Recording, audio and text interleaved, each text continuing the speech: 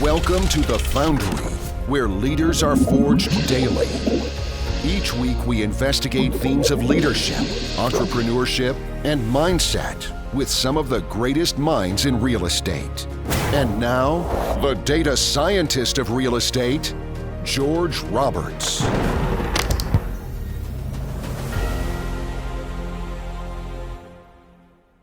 Welcome back, entrepreneurs. Today I have the pleasure of interviewing Pablo Gonzalez, host of the Not Your Average Investor show.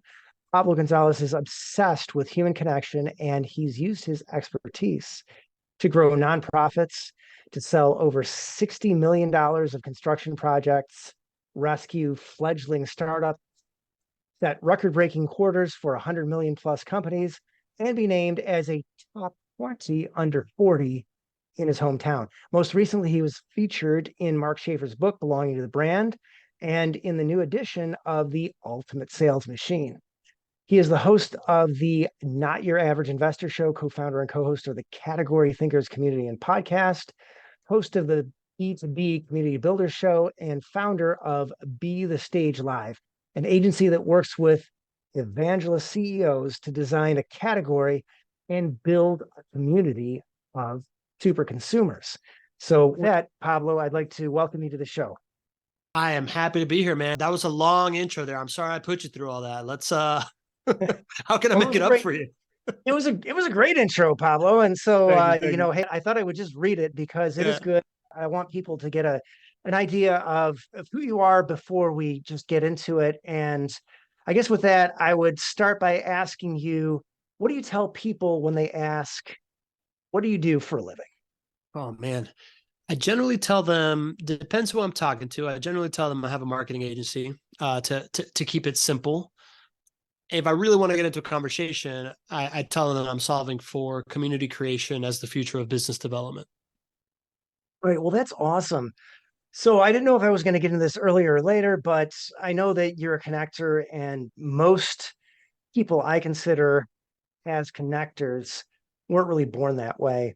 Now, I know my life as a connector is a really long journey and started with Dale Carnegie, How to Win Friends and Influence People. Really helped me to understand the value of human contact and human connections. And from there, I would say probably many births to me becoming a connector in my industry as a multifamily syndicator. But we're here today to hear about your journey. So tell us about your journey as a connector. Oh man, yes. I didn't know we were going to talk about this. I love this conversation. Man, my first formative memory as the most American person in my family is showing up to preschool and being the only kid that didn't speak English, right? And a year later, we moved to Spain, where I went to a British school, and I thought at that point I knew Spanish and English, but I showed up again and couldn't understand the British dialect or the Spanish dialect from Spain. So I went home again crying, not knowing how to connect with people. And I think that just has formed me as this person that's always sought to belong. And as I got good at that, I really started to seek for other people around me to belong.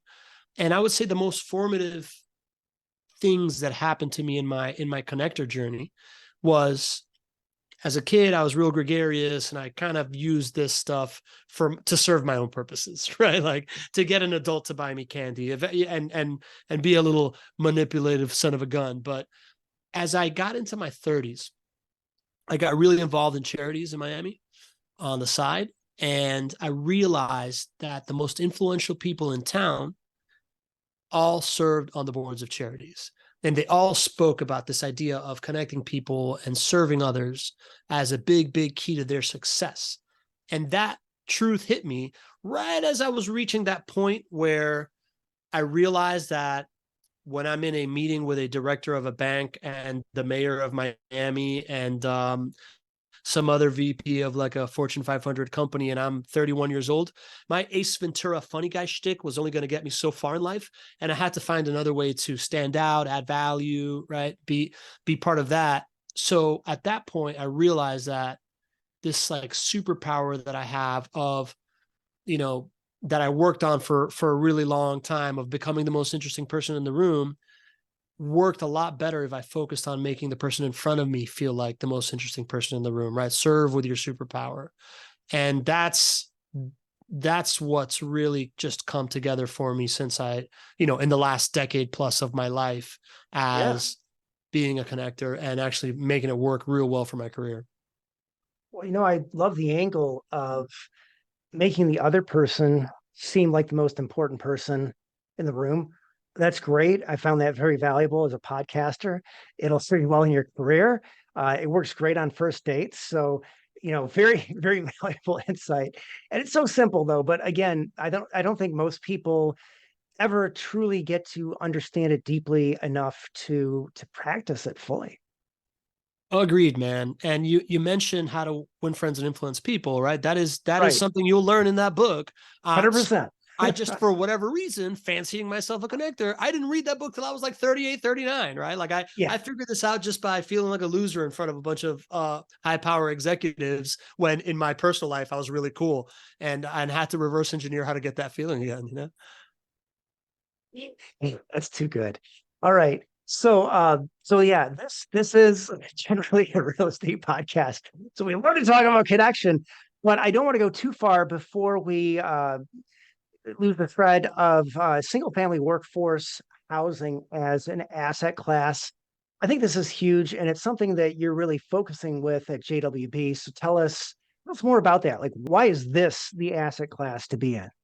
Yeah. So as you read about in that belonging to the brand, like my story was I got involved with JWB not because I know real estate in any way, but just somebody that had this idea of educating a market and really showcasing a company and what they do through community building.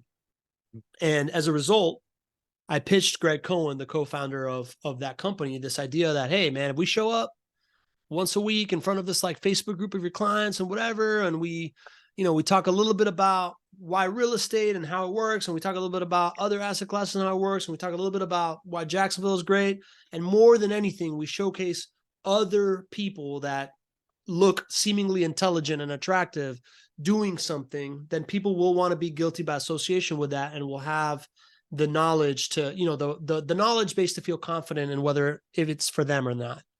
And that, so we jumped into hosting that show about 3.5 years ago. And at first I played the noble fool, right? And I really was the noble fool. And over time, it's impossible to be surrounded by a bunch of great people doing something awesome and not get interested in it and not do it, right? That's why they say you're the average of the 5 people, right? If we want to, that you most hang around with, if we want to stay on the connection theme. But what it's allowed me to really do is understand the single family workforce housing asset class, right? Because that's what they do, and they do it in Jacksonville, and they do it in this really interesting vertically integrated way. But what drew me to it is this idea that when it comes to single family workforce housing, right? I lived through like the boom in Miami when Miami blew up twice and became unaffordable twice in 2 decades in a row, right? And what always seemed like the biggest pain point in that city, that was for people that lived there, wasn't being built for them, was this idea of lack of workforce housing close to an urban core, close to the job opportunities and things of that sort, right? Like not having to drive 2 hours to get to work and still be able to be a janitor or a front office, front desk assistant, things like that, right? Jobs that we really, really need. And what I find really, really attractive in it is this idea that in all markets that are bound to do well, that will always be a need. So I find that to be like a high level of risk mitigation. And then the other part of the risk mitigation part that I really, really like about it is this idea that when it comes to workforce housing, people that are renting there in good times, that is the workforce that is meant for that class. You're solving a real need, right? Like you are working with the city to provide value and do these things. And in hard times, the people that when that working class hits hard times and they might be in financial trouble, there's a whole nother class of people that now retreat towards workforce housing, right? So it has that resiliency in it. And what I've grown to understand is that you do this in a way that it's a great long-term investment, right? Like the set it and forget it stuff that you want to have to build your portfolio is the part of it where I find it very, very attractive, because it has those levels of resiliency. And what you really need to solve for is how to stay in the game for a long time. And if you can stay in the game for a long time with a not just positive cash flow experience, but a positive experience of time investment, then it has these beautiful qualities of long-term growth and risk mitigation that outpace the other parts of where I invest that have a similar risk profile, and also keep up with the ones that have a high growth profile as well. So Yeah, I like it that's why I like it. because I think that really just fits in with how the free market works. I mean, if you want to make good returns, you've got to serve people. And the fact that workforce housing year after year tends to perform is telling you that it really is meeting a real need. Correct. There's a baseline demand for it always that goes up and normalizes, but historically there's just like lack of supply of it, and particularly in growing Right. markets, which is where you want to invest to also have that upside side of it. Yeah, mitigation to the downside is huge, and I think that speaks right to the long-term properties that make it beautiful. I think I'm doing my best to paraphrase, but you said Yeah, it sure. much more nicely. So we'll just leave it at that. You can Yeah. rewind if you like. But I love your answer because it really dovetails with what I wanted to talk about next, which is your community building and your podcast. So this is a podcast. I like to interview other podcasters, other people who are out there generating awesome content. And let's hear about your show. And then I'm going to have to ask some more specific questions about how you built your community. So, okay, so you're the host of the Not Your Average Investor show. You told us a little bit about what was the genesis behind the show, but tell us exactly, who are you speaking directly to? Yeah. We are speaking to people that are looking for a better way to save for retirement. And what that generally looks like is some kind of mix of folks in a W-2 that may or may not be accredited investors yet, that just don't like certain parts of like the options that they have to invest in their regular 401k and things of the sort, but also don't have a lot of time to do it themselves. We also speak to active real estate investors that want to take some of the active money and put it into the passive side of their portfolio as well. And in general, we are also kind of the economic heartbeat of Jacksonville, which, as you know, and I'm sure we'll get into this, has these really, really attractive indicators that tell us it's about to become a major, major market for the United States, and also just like right now is a very attractive proposition for somebody that's looking to invest in real estate at whatever asset class. Absolutely. So I think again that just dovetails perfectly into how you built the community. So I'll try and prompt you a little bit with a quote from Mark Schaefer's Being the Brand book. So this features you, I believe it's at the end of chapter 6. There's a case study, and you said we're talking with them, not at them. Yeah, man. So how I built the community. I had a major aha moment at one point in my life when my brother passed away, and after 2 years of struggle with pancreatic cancer, I showed up to the church, and there was like 1,500 people in it, standing room only, packed. And what washed over me was a feeling of value, right? This idea that these people around me helped us for the last 2 years and are holding us up right now in the hardest moments seems so valuable to me that I could never ever leave the Catholic Church, no matter how I felt about it. And at that point, it hit me that it is a churn issue, right? Like it is a business case for solving churn. And then I started looking for the business case of community everywhere. But also my reticular activator started to hit on what works well to build community. And one of the things that I had been doing, as I said, I had gotten really involved in nonprofits, and I started being able to like understand the things that came through that worked in this way, that created community and provided value and could drive business results. And one of the main things is the stage as a point of leverage, right? Like if you look at most communities, there is some place that they gather to share rituals, learn and disseminate common language. And there's generally some kind of stage where either the most important person of the, like in the community, the leader of the community, or that person that day that is the most important in the community gets to share some kind of value. You see this in organized religion. You see this in like festivals and stuff like that create a community, right? Like you see this in these online communities a lot.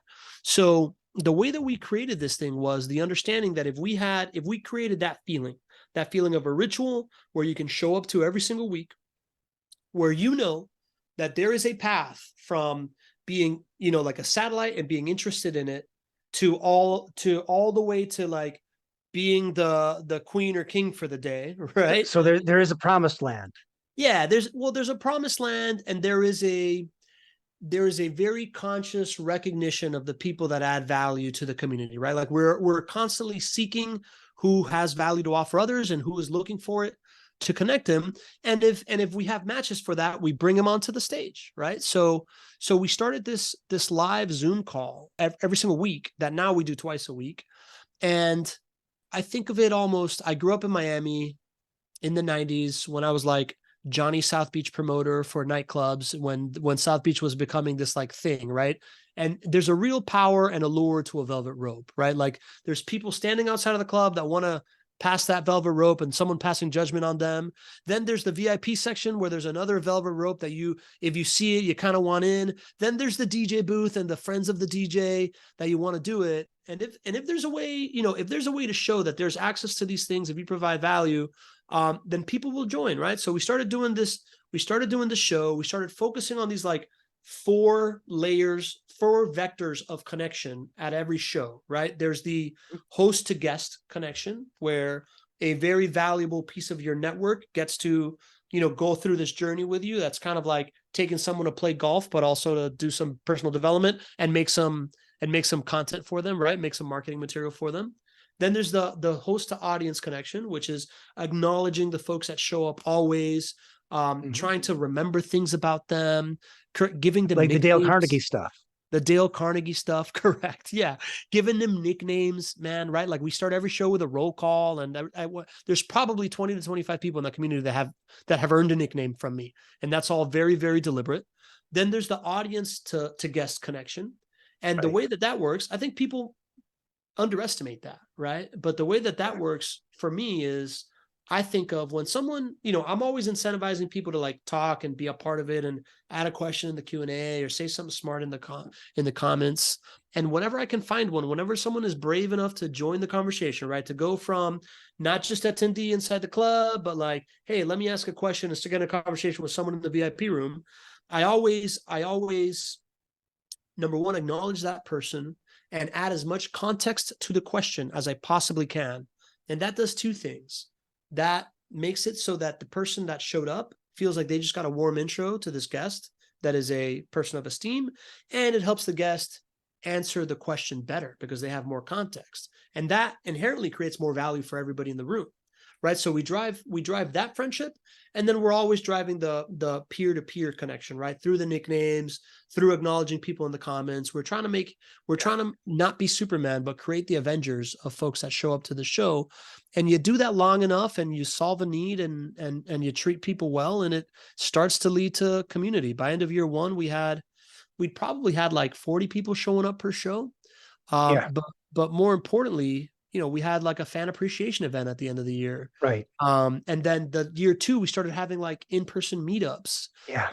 And then year 3, we're having these big events in well, not that big, but like 75, 100 people events in Jacksonville. People are just traveling to meet each other because they want to know who Marilyn Cotterman from Homosassa, Florida, that swims with manatees is, or they want to know who the mountain man Bill Green is because they've heard their names over and over on the Zoom chat, and that just brings people together. The ability to share values with others and a sense of belonging.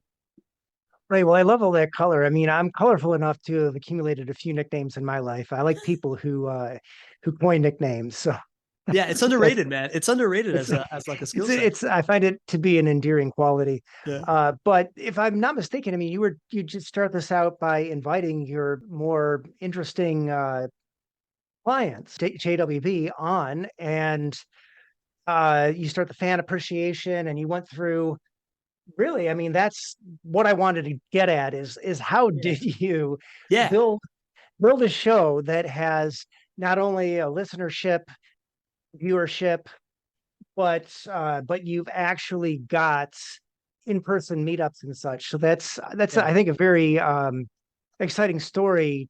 Yeah, and George, if I may, because I think I Yeah, missed what you were asking me then. I talked to you about the mechanics of getting people to be friends with each right, other. The way you get people to show up is to focus on value, right? Like right, we asked ourselves, very deliberately, not how do we do the rental property investing show. We asked ourselves, what do the people that know us, like what kind of stuff is valuable to them, right? Like right, if they are looking at growing wealth through rental properties, through turnkey rental property investing, then they're not just rental property investors. They're people that have looked at the financial system and thought, hey man, all this stuff, like people are not reaching retirement with enough funds. When they're in retirement, they are running out of funds. And the options I'm being given right now, some of them are good, but I feel like there's better stuff out there for me. Uh, but I need to know more about these things. I need to see other people that are like me for me to decide if it's for me.